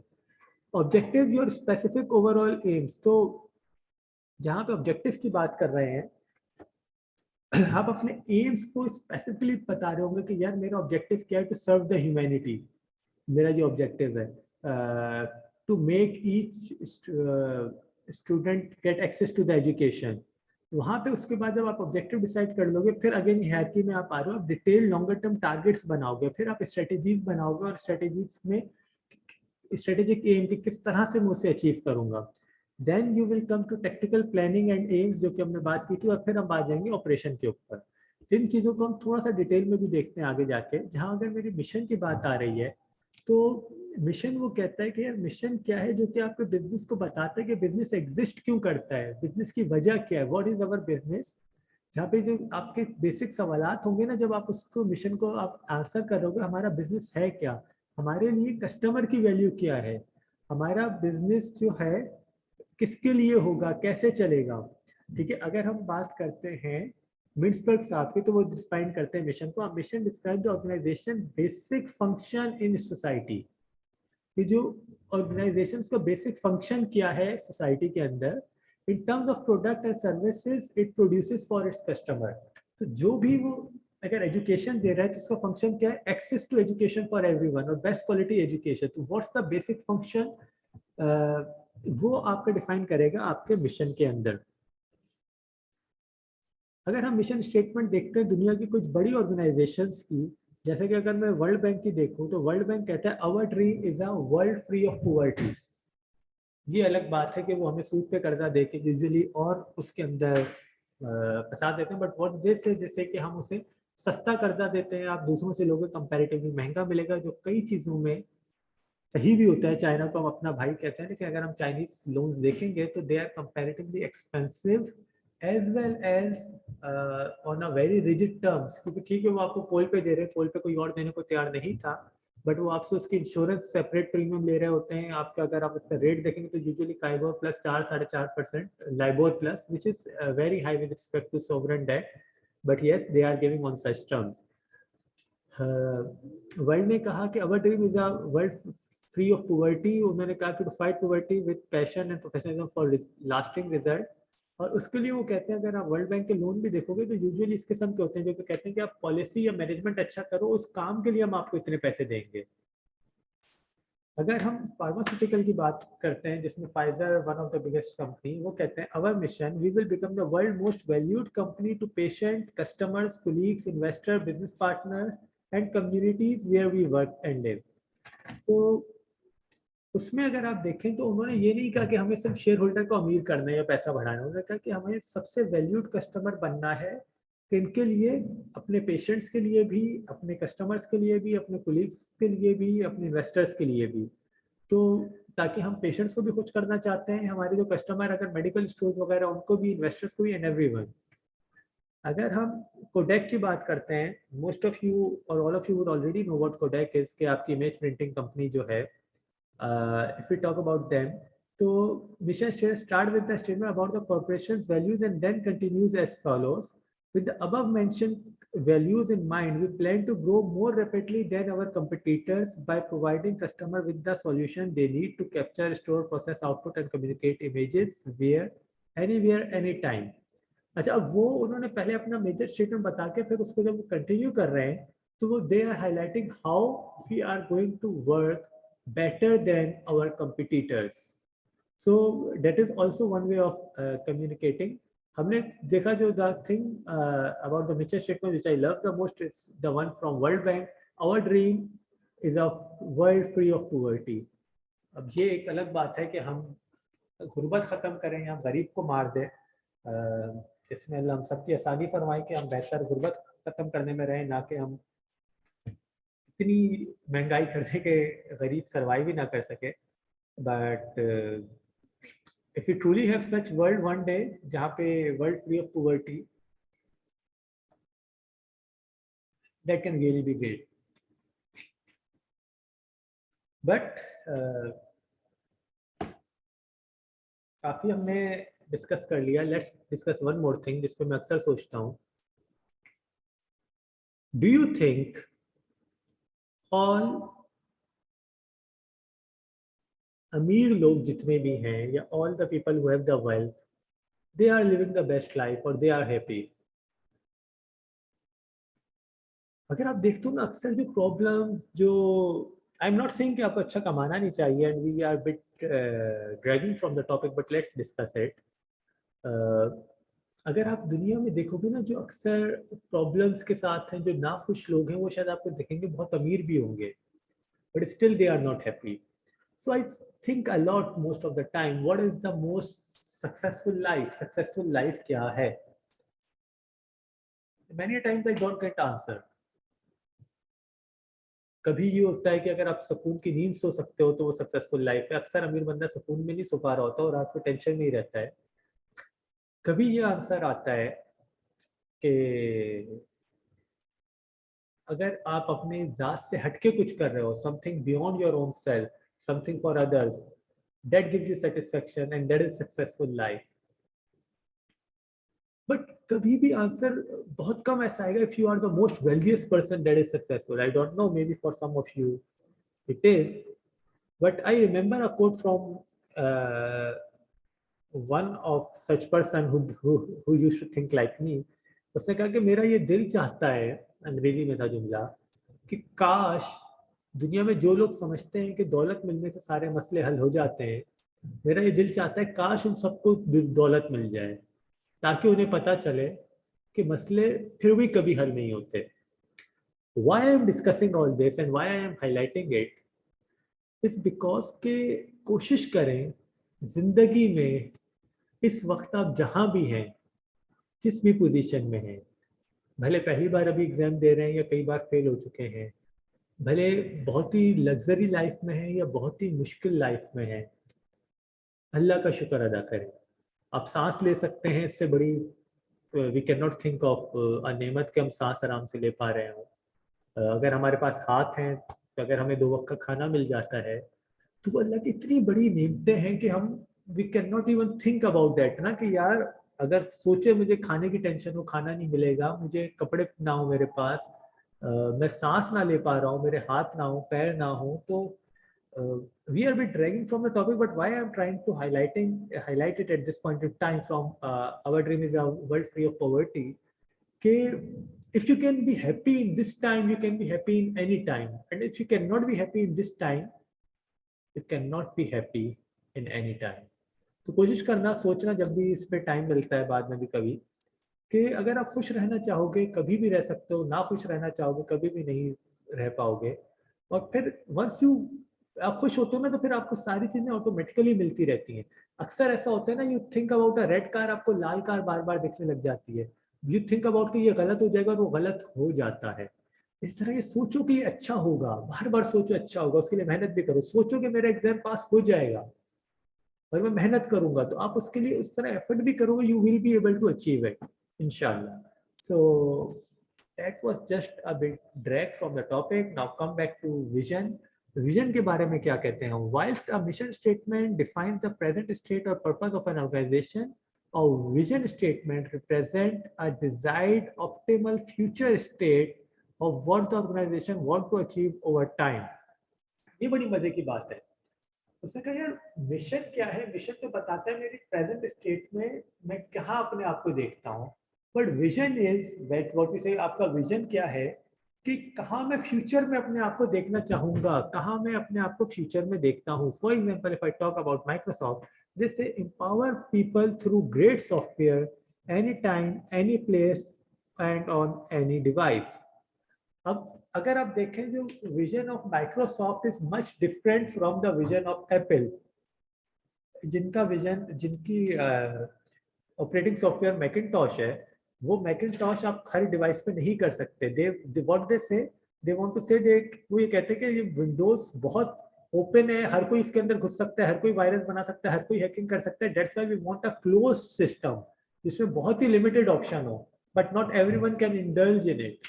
तो उन्होंने बनाया कि हमारी डिवाइस होगी, हमारा ही ऑपरेटिंग सॉफ्टवेयर होगा और वो उस पर बहुत ही लिमिटेड रिसोर्सेज के साथ चलेगा ताकि कोई उस पर मैनिपुलेशन ना हो सके। उनका विजन डिफरेंट है। But when we talk about Microsoft, तो वो कहते हैं through great software any time any place और एनी डिवाइस। तो इन्होंने माइक्रोसॉफ्ट ने नहीं कहा कि हमारी डिवाइस होगी, इस पर चलेगी, चाहे डेल हो, एचपी हो,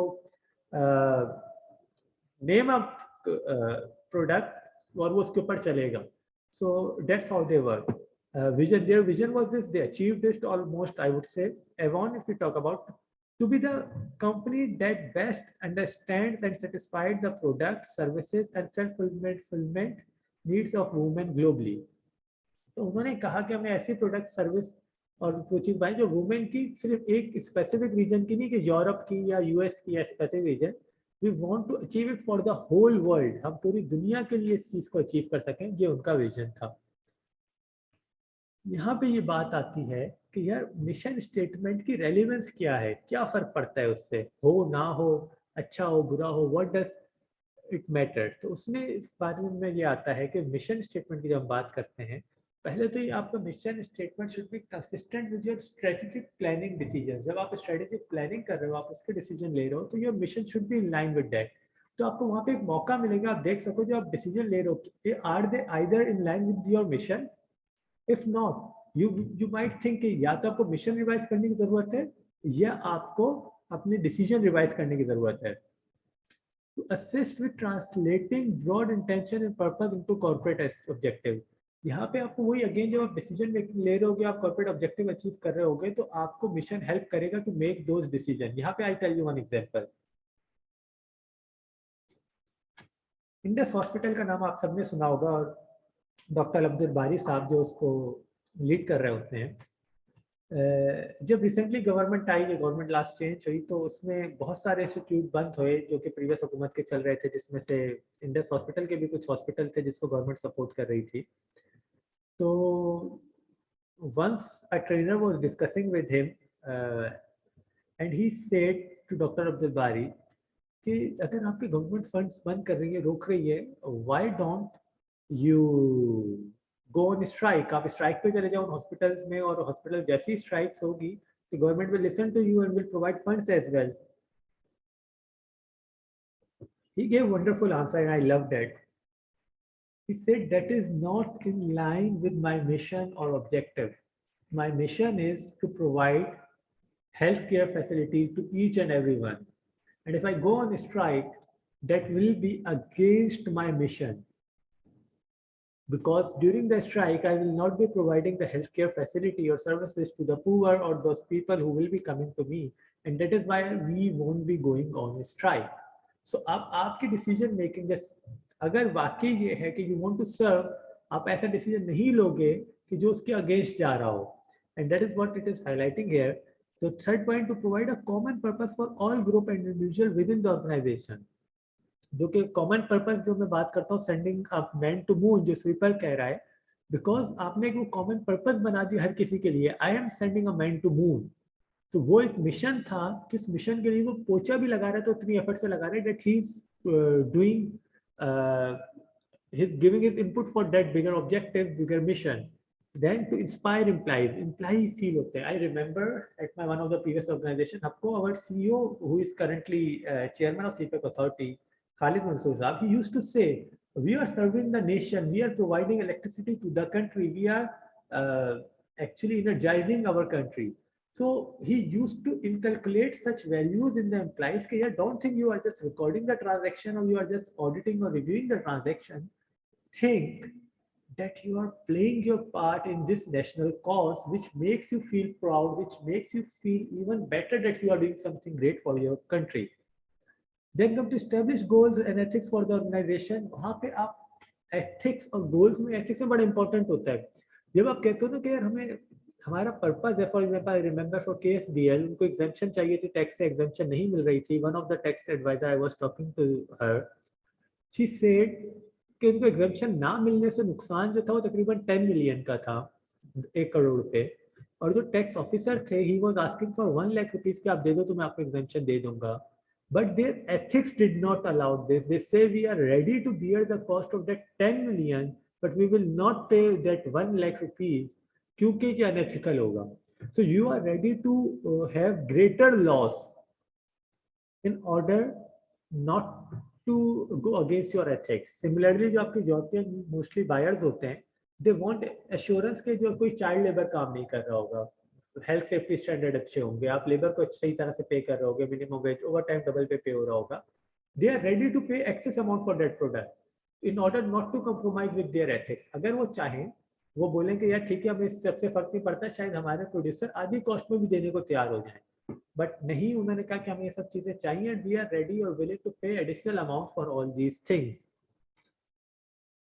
Then comes the point to improve the understanding and support for the organization from external stakeholder group and from the public in general. कि हमने इंटरनल तो बात की, हमें एक्सटर्नल सोर्स से भी पता चले कि हाउ डू वी वांट कि people see us, how do we want कि लोग हमें कैसे देखें. और हमारे अगर कोई हमारा लोगो पढ़ता है, जैसे माइक्रोसॉफ्ट का हमने पढ़ा, वर्ल्ड बैंक का पढ़ा, तो हमें समझ में आ जाता है कि ये ऑर्गेनाइजेशन करना क्या चाहती है, इसका मकसद क्या है. So we can understand that as well. यहाँ तक कोई सवाल है तो प्लीज लेट मी नो, फिर हम चलते हैं गोल्स एंड ऑब्जेक्टिव के ऊपर.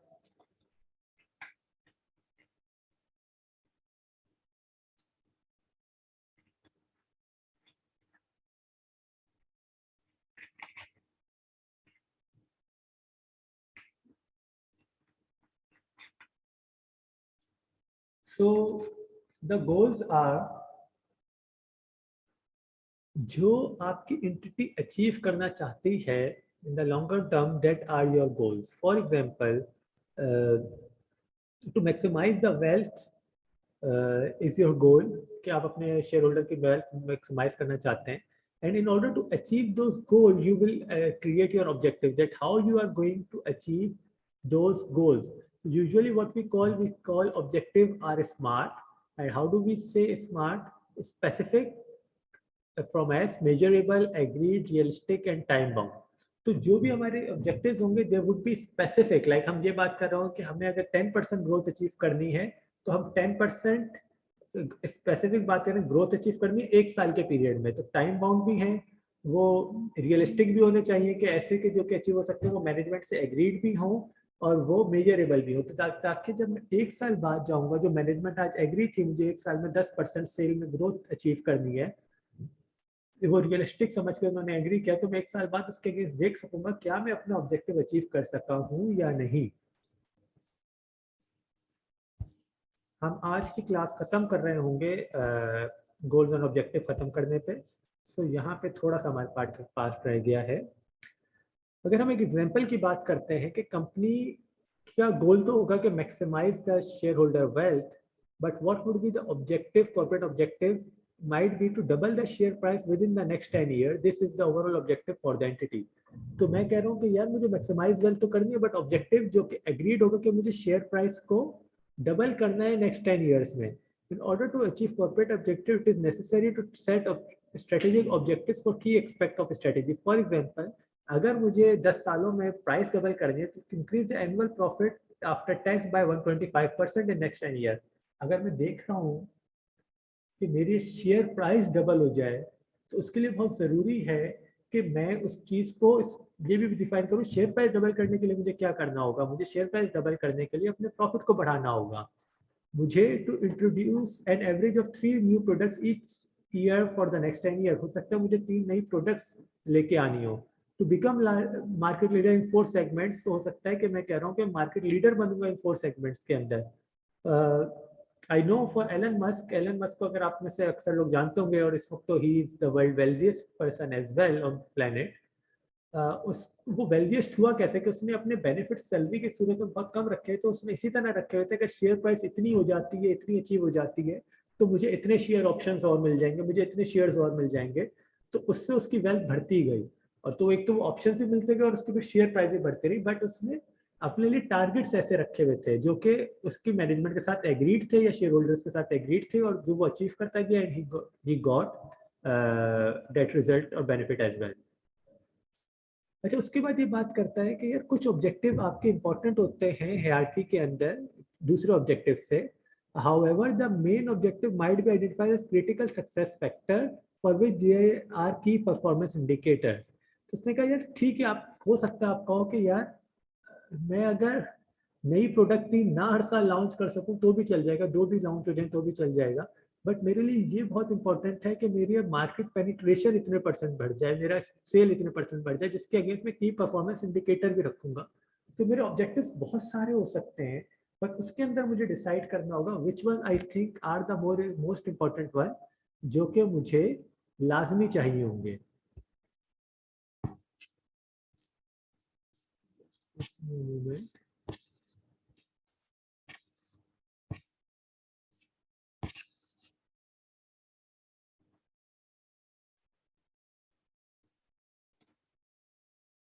इसके इसलिए ये कह रहे हैं कि गोल्स और ऑब्जेक्टिव जो होते हैं वो आपके मिशन को स्पेसिफिक स्ट्रेटेजीज में कन्वर्ट करने में हेल्प कर सकते हैं, क्योंकि मिशन में आपने बताया you want a world free of poverty, but उस फ्री ऑफ पॉवर्टी के लिए जब आपने बात की तो आप कहोगे कि यार एटलीस्ट मैं हर साल या हर 5 साल में इतने रीजन में जाके इन्वेस्टमेंट करूंगा जिससे मैं इतने लोगों को पॉवर्टी से आउट करूंगा। तो मेरे जब ऐसा ऑब्जेक्टिव होगा तो मेरा वो ऑब्जेक्टिव किसको सपोर्ट कर रहा होगा, मेरी स्ट्रेटेजी बनाने में सपोर्ट कर रहा होगा to achieve my mission. Mission मैंने कहा फ्री ऑफ पॉवर्टी, ऑब्जेक्टिव में मैंने कहा कि ऐसे ऑब्जेक्टिव कि मुझे अगले 5 सालों में 1 सालों में इस रीजन में इतने लोगों की इन्वेस्टमेंट करके इतने लोगों को पॉवर्टी से बाहर लाना है। और अब मैं स्ट्रेटेजी बना रहा हूँ कि मुझे ऑब्जेक्टिव कैसे अचीव करना है, जो ऑब्जेक्टिव मेरे मिशन को सपोर्ट कर रहा होगा। यहाँ पे एक सवाल आता है कि कौन डिसाइड करता है कि मिशन गोल्स ऑब्जेक्टिव क्या होंगे। सो that is decided by the leader of the entity. So who is the leader of the entity? For example अगर आप किसी भी कंपनी की बात करते हैं तो उसके ओनर या board of directors are the leader of the company, क्योंकि जो बोर्ड ऑफ डायरेक्टर्स होते हैं they are the representatives of the owner. जो ओनर डिसाइड करते हैं who will become board of directors, ताकि वो कई बार ओनर्स खुद होते हैं अगर इंडिविजुअल होते हैं, और अगर ओनर्स कंपनी होती है तो कंपनी अपने एग्जीक्यूटिव को बोर्ड ऑफ डायरेक्टर्स बना देती है। उसमें आगे कहता है the decision by board of director about the goals and objective of an entity are influenced by the way in which the company is governed and expectation of the other stakeholders in the company. तो जो बात हम शुरू से discuss करते आ रहे हैं कि board of directors are the owners, लेकिन वो सिर्फ ऐसे ऑब्जेक्टिव नहीं बनाएंगे जो सिर्फ उनकी अपनी ख्वाहिशात को पूरा कर रहे हो, बल्कि वो अदर स्टेक होल्डर्स को भी देखेंगे, जिसमें हम regulator, customers and all those, कि what do they think. Board of director कहते हैं मुझे फर्क नहीं पड़ता लेबर को पूरे पैसे मिल रहे नहीं पहन रहे, लेकिन अगर मेरा कस्टमर ऐसा है जिसको इससे फर्क पता पड़ेगा, अगर उसे पता चले मेरी वो प्रोडक्ट है क्योंकि चाइल्ड लेबर बना रहा है और we will buy out such product, तो वो ऐसे मिशन रखेगा जो कि mission statement goals and objectives जो कि in line with the other stakeholders expectation भी हो। There are different views about how a company should be governed. The implication of corporate governance, organizational purpose and strategy are considered in next section. ठीक है, वो उसमें ये कह रहे हैं different ways हैं जो कि next section में हम देख लेंगे। Next section से what we will try or what we will start doing questions as well different, ताकि हम अपने scenarios देखें और scenario में how we are going to work और how we are going to write the answer. Simultaneously अभी तक हम वीक में 1 क्लास कर रहे थे, नेक्स्ट वीक से वी आर प्लानिंग कि इंशाल्लाह हम 2 क्लास कर रखेंगे, Saturday and Sunday both. Any other question और any other query if you have just let me know और we will end our class in next 1 minute.